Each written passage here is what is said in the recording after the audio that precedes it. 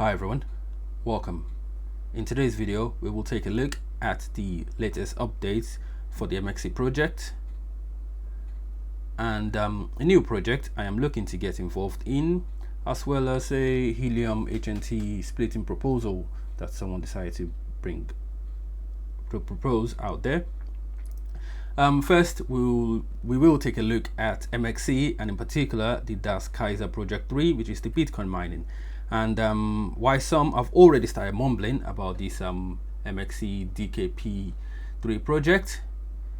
Then we will take a look at HNT Splitting Proposal. I won't go into this in details as it's just a proposal by someone online, and why I am not a big fan of this splitting. And finally, we'll just introduce a new project I am looking to get involved in, called Cirus. But before we start, if you find any value in this video, I will appreciate you click on the like button and subscribe if you are not already a subscriber. Right, let's jump right in. DKP3, also known as Kaiser Project 3. But before we get into what DKP3 is, first, what is DKP? DKP, also known as Kaiser Project, is a testnet phase project initiated by MXC to mine Bitcoin with their low-powered M2 Pro multi-token miner, the M2 Pro miner that the MXC Foundation sells for mining MXC. So it's for mining Bitcoin using the low-power M2 Pro miner, currently used for also mining MXC. And I will leave a link below if you want to learn more about the DKP project and how DKP actually works. Right, what is DKP 3 or Kaiser Project 3? Before we get into DKP 3, there was DKP, which was the original testnet project. These lasted for about 30 days with certain miners, certain selected miners.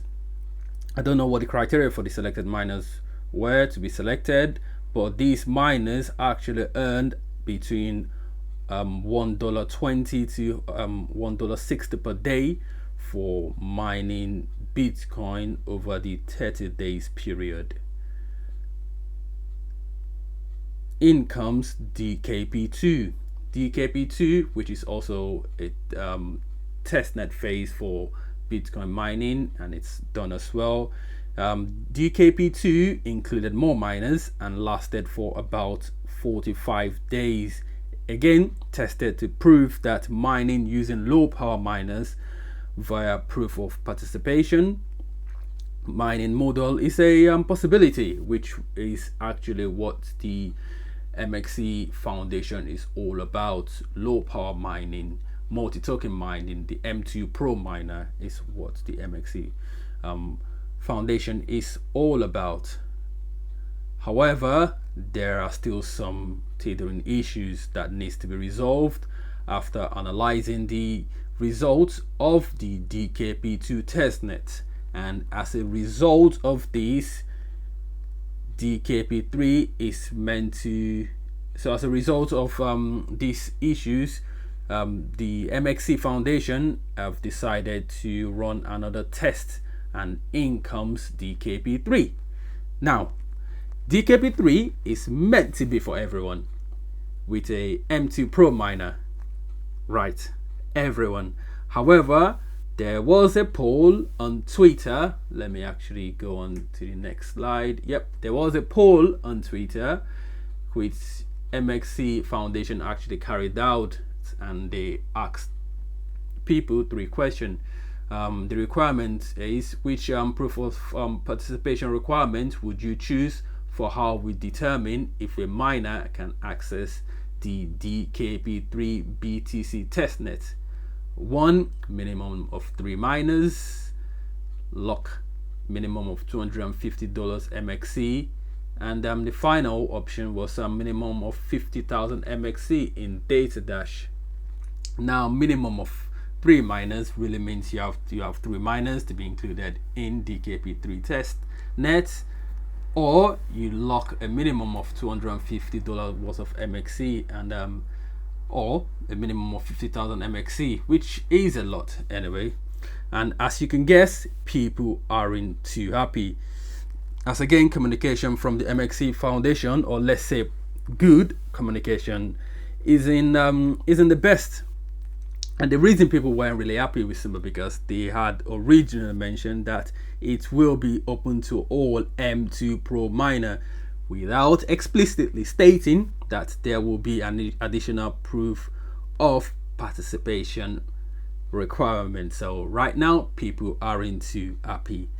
And you can't really blame them, as the miner cost a pretty penny. And again, good communication is lacking in the MXC Foundation part, just like it did with the introduction of some few months ago. I created a video some few months ago. If you haven't watched that, I'll recommend you go watch that, regarding what happens if you decide to either withdraw your mined MXC from your miner into your wallet, how this is going to affect your daily mining. I have a video if you're so interested in watching it. Now let's take a look at HNT Splitting Proposal.